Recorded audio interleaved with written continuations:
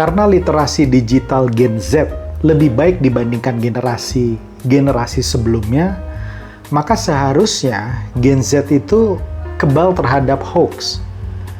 Tapi apa kenyataannya? Ternyata tidak.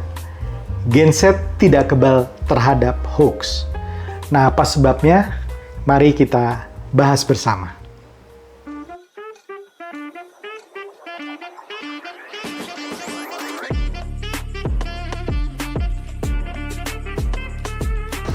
Hai Sobat Politician Academy, bertemu lagi dengan Bunggas Chandra, Coach dari Politician Academy. Kali ini kita membahas tentang Gen Z dan hoax.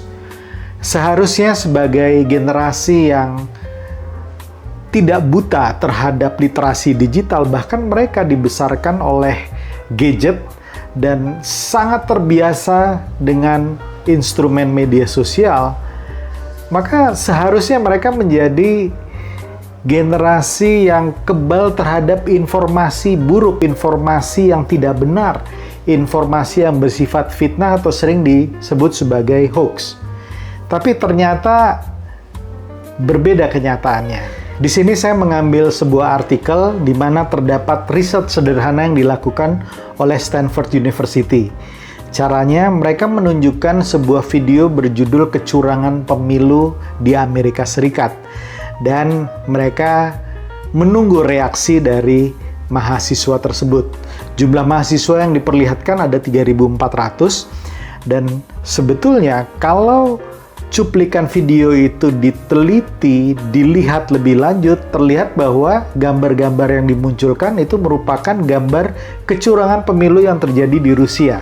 Nah, seharusnya dengan kemampuan mereka menerima informasi dan kepiawaian mereka dengan media sosial, mereka bisa dengan mudah mencari data dan informasi tersebut. Tapi hasilnya betul-betul mengejutkan. Dari 3.400 mahasiswa, hanya 3 orang yang bisa mengidentifikasi itu sebagai hoax. Bisa mengidentifikasi bahwa itu adalah pemilu di Rusia. Menarik sekali. Karena hanya 3 dari 3.400, yang lainnya semua menganggap bahwa itu adalah betul-betul fakta yang terjadi, kecurangan pemilu di Amerika Serikat. Nah, ini sebetulnya sebuah kenyataan yang menyedihkan sekali dan kemudian dicoba diteliti mengapa sebuah generasi yang besar di media sosial dan akrab dengan gadget ternyata mempunyai masalah dalam mengidentifikasi hoax. Ada 3 alasan yang disebutkan dan ini bisa kita renungi bersama. Yang pertama, rendahnya kemampuan berpikir kritis. Nah, ini menarik karena generasi Z adalah generasi yang bisa mendapatkan informasi apa saja, di mana saja, dan kapan saja. Dan kecenderungan mendapatkan informasi itu informasi yang sangat banyak dalam waktu yang sangat terbatas. Artinya mereka lah yang harus menyeleksi informasi-informasi tersebut dan terdapat kecenderungan karena sudah mendapatkan banyak informasi kemudian menganggap bahwa informasi yang diterima adalah informasi yang tepat atau yang benar. Nah, ini menarik karena ternyata tidak semua informasi yang diberikan melalui gawai mereka, tidak semua berita, tidak semua opini, tidak semua video, tidak semua konten yang diberikan merupakan konten-konten yang real, yang berdasarkan fakta. Tapi juga banyak yang merupakan hoax. Alasan yang kedua, di antara Gen Z muncul keraguan, muncul kelemahan kepercayaan terhadap institusi resmi.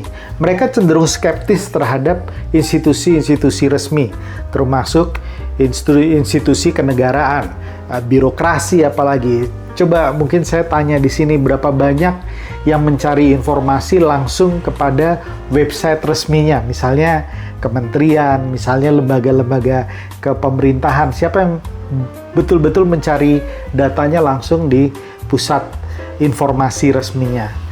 Saya bisa pastikan itu tidak banyak. Nah, inilah yang muncul. Kenapa? Karena ada perasaan skeptis dan tidak terlalu percaya dengan institusi pemerintahan. Nah, ini juga tugas bagi institusi pemerintahan untuk bisa memberikan informasi yang kredibel dan memiliki pejabat-pejabat dan birokrat yang bisa menampilkan data apa adanya dan data yang benar dan tepat.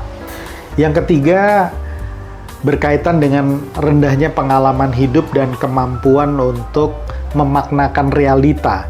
Ya, karena sekali lagi informasi yang diberikan itu bertubi-tubi diberikan kepada mereka juga dengan kemampuan mungkin yang masih relatif muda untuk mencerna apa yang terjadi dengan knowledge mungkin yang lebih terbatas. Ini mengakibatkan mereka kemudian tidak kebal terhadap hoax gitu.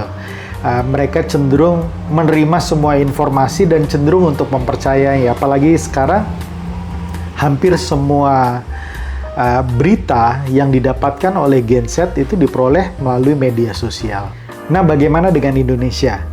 Bagaimana menurut Anda, apakah fenomena yang terjadi di Amerika Serikat ini juga terjadi di Indonesia? Tulis di komentar pendapat Anda. Kalau menurut saya kurang lebih apa yang terjadi dari penelitian sederhana di Stanford University juga terjadi di Indonesia. Nah, disinilah kita harus berhati-hati karena di dalam dunia digital ada dua hal yang perlu kita sikapi secara hati-hati. Yang pertama adalah algoritma media sosial yang bisa mengarahkan keinginan, opini, dan perhatian fokus kepentingan kita kepada konten-konten yang sreg atau yang sesuai dengan kita saja, dan algoritma medsos ini bisa mengatur itu.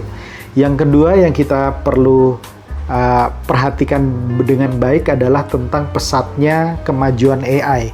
Ini tidak mungkin ditahan, ini tidak mungkin dibendung. AI banyak membantu berbagai bidang kehidupan manusia, tetapi AI juga mempunyai dampak yang kurang begitu baik bagi manusia, termasuk juga bagi Gen Z. Karena ini nanti kita bisa bahas di dalam konten berikutnya, tetapi banyak yang mengatakan bahwa daya kritis dan juga kemalasan mungkin nanti akan semakin besar menimpa manusia dengan semakin pesatnya AI. Nah, apakah kekhawatiran para ahli ini betul akan terjadi?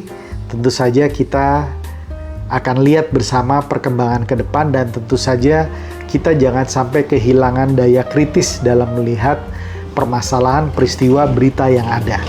Demikian dari Politician Academy, semoga bermanfaat dan salam kebangsaan.